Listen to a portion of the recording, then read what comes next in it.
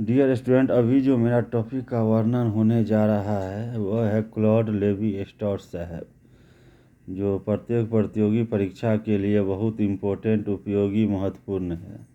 दुनिया का कोई भी एग्जाम है, क्लॉड लेवी-स्ट्रॉस से 1-2 प्रश्न अवश्य पूछे जाते हैं।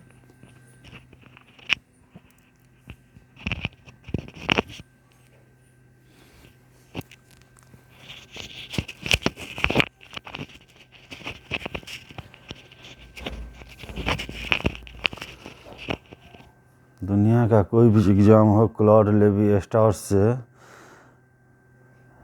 लेवी-स्ट्रॉस साहब से 1-2 प्रश्न अवश्य पूछे जाते हैं। चलिए हम क्लॉड लेवी-स्ट्रॉस साहब की जीवन गाथा, उनकी कृति, उनकी पुस्तकों का अध्ययन करेंगे। क्लॉड लेवी-स्ट्रॉस साहब का जन्म 1908 में हुआ था। संरचनात्मक मानवशास्त्र के प्रणेता तथा 20वीं शताब्दी के अत्यंत प्रखर एवं सैद्धांतिक रूप में उद्भट फ्रांसीसी दार्शनिक मानवशास्त्री क्लॉड लेवी-स्ट्रॉस साहब मुख्य रूप से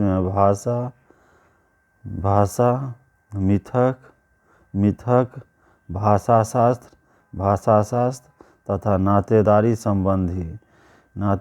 संबंधी जनजातीय समाजों के अपने अध्ययनों के लिए जाने जाते हैं। उन्होंने मानव की चिंतन प्रक्रियाओं के आधार पर मानव मस्तिष्क को समझने का यत्न किया है। उनका मानव शास्त्र मूलतः संज्ञानात्मक प्रकृति का है, जिसमें भाषा के संदर्भ में प्रकृति और संस्कृति के आपसी संबंधों का विश्लेषण किया गया है। उनके सभी अध्ययनों की प्रकृति समाजशास्त्रीय की अपेक्षा मनोवैज्ञानिक अधिक रही है। स्वयं स्ट्रॉस साहब ने लिखा है कि नर जाति साथ सबसे पहले मनोविज्ञान है। यह टिप्पणी उन्होंने अपनी पुस्तक सेविज माइंड में की है। उनके अध्ययनों को मोटे रूप में 3 क्षेत्रों में बांटा जा सकता है। पहला हो गया नातेदारी का सिद्धांत, दूसरा हो गया मिथक शास्त्र और तीसरा हो गया आदिवासीय वर्गीकरण की प्रकृति का विश्लेषण।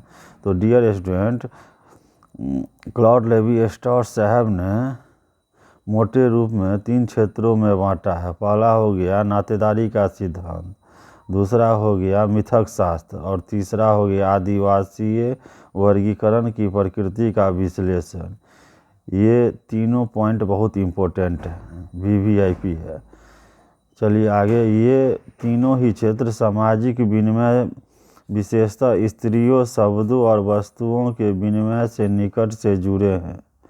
लेवी-स्ट्रॉस साहब ने इन सामाजिक घटनाओं के विश्लेषण में संरचनात्मक परिप्रेक्ष्य का प्रयोग किया है और सामाजिक प्रतिमानों, नियमितताओं और स्वरूपों की खोज की है।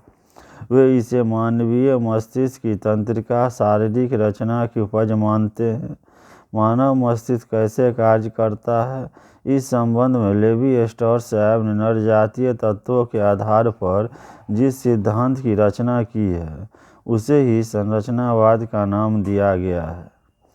उनके अनुसार मानव का मस्तिष्क जगत को 2 विरोधी युग्मों में संगठित बांटता करता है और इसी प्रारंभिक बिंदु से सुसंगत संबंधों की व्यवस्थाओं का विकास होता है।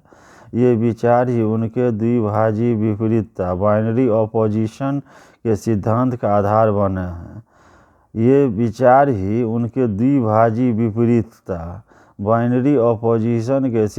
आधार बने हैं। अपने इस सिद्धांत की पुष्टि के लिए उन्होंने दूसरों के द्वारा संकलित किए गए ढेर सारे नरजातीय तत्वों का प्रयोग कर उन्हें विश्लेषित किया है। मानव संस्कृति का विश्लेषण करते हुए उन्होंने कहा है कि संस्कृति एक मानवीय रचना है जो भौतिक एवं सामाजिक परिवेश तथा उसके इतिहास से प्रभावित होती है।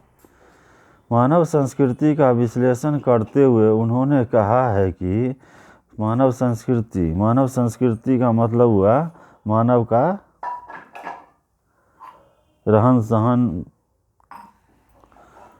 उनका जो है सो पहनावा ओढ़ावा, उनका बोलचाल, पर्व त्यौहार सभी मानव संस्कृति के अंतर्गत आते हैं।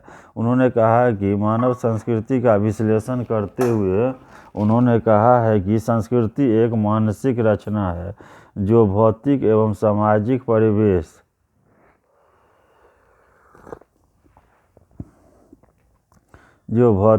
सामाजिक परिवेश तथा उसके इतिहास से प्रभावित होती है।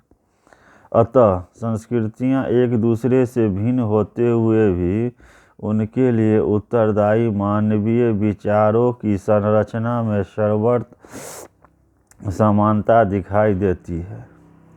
उनके अनुसार दिशगतवाद संस्कृति के पीछे मानसिक रचनाएं होती है जो सार्वभौमिक होती है और ये मानव में जीवों की एक गति के रूप में उसमें अंतर्निहित होती है। दूसरे शब्दों में उन्होंने कला, संस्कार और प्रतिदिन के जीवन के व्यवहार प्रतिमानों को संस्कृति की अभिव्यक्ति माना है। वे उन्हें मानव मस्तिष्क की अंतर्निष्ठ संरचना का बाद चित्रण मानते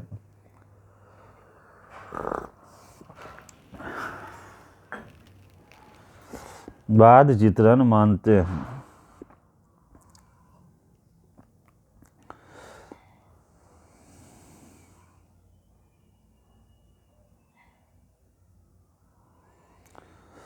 उनके अनुसार दिशगतवाद संस्कृति के पीछे मानसिक रचनाएं होती है जो सार्वभौमिक होती है और ये मानव में जीवों की एक गति के रूप में उसमें अंतर्निहित होती है। दूसरे शब्दों में उन्होंने कला, संस्कार और प्रतिदिन के जीवन के व्यवहार प्रतिमानों को संस्कृति की अभिव्यक्ति माना है। वे इन्हें मानव मस्तिष्क की अंतर्निष्ठ संरचना का बाद चित्रण मानते हैं। वे इन्हें मानव मस्तिष्क की अंतर्निष्ठ संरचना का वाद चित्रण मानते हैं। उनके अनुसार सतही सामाजिक यथार्थ के पीछे जो संरचनाएं होती है उनमें समाजशास्त्रीय आकर्षण होता है, किंतु लेवी स्ट्रॉस साहब के इन विचारों का समकालीन समाजशास्त्रियों और मानव शास्त्रियों बहुत कम प्रभाव दिखाई देता है। उनके मिथकशास्त्र गणचिन्हवाद और आदिवासीय वर्गीकरण की धारणाओं पर स्पष्ट रूप में दुर्खैम साहब और उनसे भी अधिक मार्शल मॉस साहब के विचारों का प्रभाव देखा जा सकता है। किंतु स्वयं लेवी स्ट्रॉस साहब ने अपने पर एंग्लो-एक्सन मानव शास्त्र की अनुभवपरक परंपरा के प्रभाव को स्वीकार किया है। उनके मिथकों का विश्लेषण संरचनात्मक भाषाशास्त्र और संनियंत्रण साइबरनेटिक्स पर आधारित है। तो इसमें ये कहा गया है डियर स्टूडेंट, जो मानव संस्कृति का विश्लेषण करते हुए लेवी स्ट्रॉस साहब ने मानव संस्कृति का विश्लेषण करते हुए लेवी स्ट्रॉस साहब ने कहा कि संस्कृति एक मानसिक रचना है। संस्कृति जो है एक मानसिक रचना है जो मनुष्य के मस्तिष्क के द्वारा बनाया गया है, जो भौतिक एवं सामाजिक परिवेश तथा उसके इतिहास से प्रभावित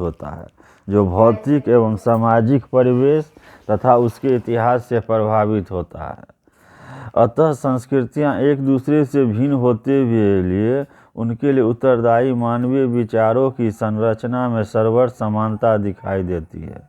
माने संस्कृतियां एक दूसरे से भिन्न होता है, लेकिन उसके मानवीय विचारों की संरचना में मानवीय का विचार है भला करना, किसी का बुरा नहीं करना, अच्छा करना, बुरा नहीं करना।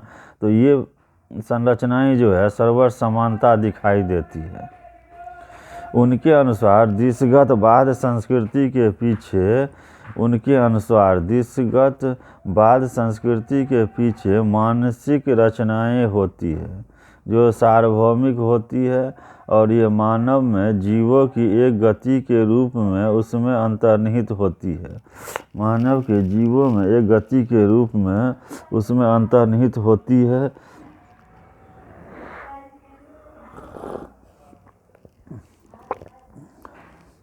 दूसरे शब्दों में उन्हें कला, संस्कार और प्रतिदिन के जीवन के दूसरे शब्दों में उन्होंने कला, संस्कार, प्रतिदिन के जीवन के व्यवहार प्रतिमानों को संस्कृति की अभिव्यक्ति माना है।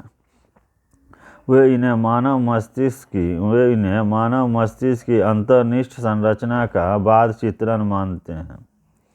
उनके अनुसार सतही सामाजिक यथार्थ के पीछे जो संरचनाएं होती है उनमें समाजशास्त्रीय आकर्षण होता है, किंतु लेवी स्ट्रॉस साहब के इन विचारों का समकालीन समाजशास्त्री और मानव शास्त्रियों पर बहुत कम प्रभाव दिखाई देता है।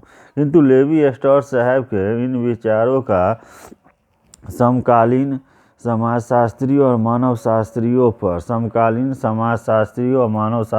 पर बहुत कम प्रभाव दिखाई देता है। उनके मिथक शास्त्र गंचिनवाड़, टोटेमिज्म और आदिवासीय वर्गीकरण की धारणाओं पर स्पष्ट रूप में दुर्खैम व उनसे भी अधिक मार्शल मास का प्रभाव देखा जा सकता है। तो लेवी स्ट्रॉस साहब का जो मिथक शास्त्र और गंचिनवाद जो उन्होंने आदिवासी वर्गीकरण की धारणाओं पर स्पष्ट रूप में दुर्खैम साहब से अधिक मार्शल मॉस साहब के विचारों का प्रभाव अधिक देखा जा सकता। किंतु स्वयं लेवी स्ट्रॉस साहब ने अपने पर एंग्लो एक्सन मानव शास्त्र की अनुभवपरक परंपरा के प्रभाव को स्वीकार किया है। उनका मिथकों का विश्लेषण संरचनात्मक भाषाशास्त्र और संयांत्रिक साइबरनेटिक्स पर आधारित है। संरचनात्मक भाषाशास्त्र और साइबरनेटिक्स पर आधारित है। तो आज डियर स्टूडेंट, लेवी स्ट्रॉस साहब का जो जीवन गाथा और उनकी कृति है उनका संक्षिप्त वर्णन किए हैं। अगले वीडियो में और आगे वर्णन किया जाएगा। लेवी स्ट्रॉस साहब को थोड़ा में 5-6 वीडियो में थोड़ा करके उनका वर्णन किया जाएगा, क्योंकि लेवी स्ट्रॉस साहब जो हैं सो प्रत्येक प्रतियोगी परीक्षा के लिए बहुत इम्पोर्टेंट, उपयोगी और महत्वपूर्ण है। अब उनकी पुस्तकों का जो है सो हम एक बार विश्लेषण कर लेते हैं। तो उनका पुस्तकों में पहला हो गया the elementary structure of kinship जो 1949 में आया। अगला हो गया introduction to the work of Marshall Mauss जो 1950 में आया। Introduction to the work of Marshall Mauss जो 1950 में आया।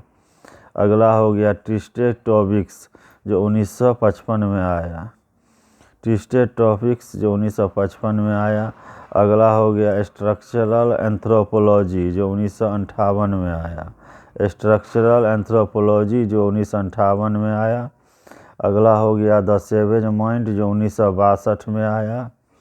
अगला हो गया टोटेमिज्म टुडे जो 1962 में आया। अगला हो गया the structural study of myths जो 1963 में आया।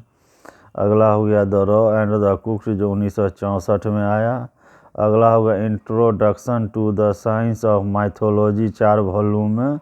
Introduction to the science of mythology 4 volume में 1964 से 71 तक में आया। अगला हो गया फ्रॉम हनी टू एसेज जो 1966 में आया। अगला हो गया the origin of table manners जो 1968 में आया। अगला हो गया द नेक्ड मैन जो 1971 में आया। अगला हो गया the way of the mask जो 1975 में आया। अगला हो गया द व्यू फ्रॉम ऑफर जो 1985 में आया। अगला हो गया द जेलस पोटर जो 1988 में आया। द जेलस पोटर जो है जो 1988 में आया।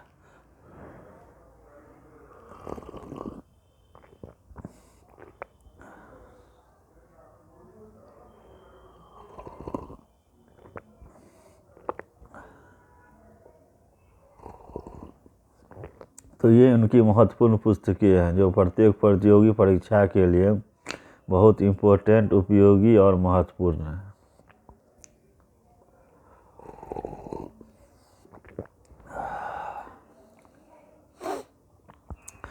तो डियर स्टूडेंट, एक बार पुस्तकों का और हम रिपीट कर देते हैं। पहला हो गया the elementary structure of kinship, जो 1949 में आया। अगला हो गया introduction to the work of Marcel Mauss, जो 1950 में आया। अगला हो गया ट्विस्टेड टॉपिक्स, जो 1955 में आया। अगला हो गया स्ट्रक्चरल एंथ्रोपोलॉजी, जो 1958 में आया। अगला हो गया द सेवेज माइंड, जो 1962 में आया। अगला हो गया टॉटमिज्म टुडे, जो 1962 में आया। अगला हो गया the structural study of myth, जो 1963 में आया। अगला हो गया the raw and the cooked, जो 1964 में आया। अगला हो गया introduction to the science of mythology, 4 volume में, 1964 से 71 तक में आया। अगला हो गया फ्रॉम हनी टू एसेज, जो 1966 में आया। अगला हो गया the origin of table manners, जो 1968 में आया। अगला हो गया द नेक्स्ट मैन, जो 1971 में आया। अगला हो गया the way of the mask, जो 1975 में आया। अगला हो गया द व्यू फ्रॉम अपर, जो 1985 में आया। अगला हो गया द जेलस पोटर, जो 1988 में आया।